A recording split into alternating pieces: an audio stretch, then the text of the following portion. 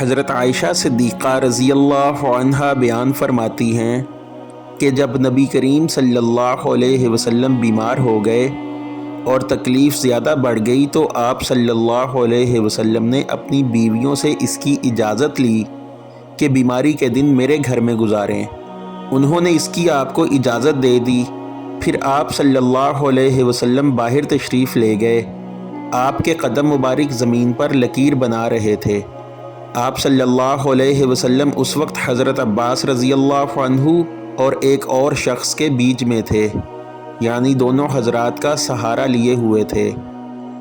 عبید اللہ راوی رحمۃ اللہ علیہ نے بیان کیا کہ میں نے حضرت عائشہ رضی اللہ عنہا کی یہ حدیث حضرت عبداللہ بن عباس رضی اللہ عنہ سے بیان کی تو انہوں نے فرمایا، اس شخص کو بھی جانتے ہو جن کا نام حضرت عائشہ رضی اللہ عنہا نے نہیں لیا؟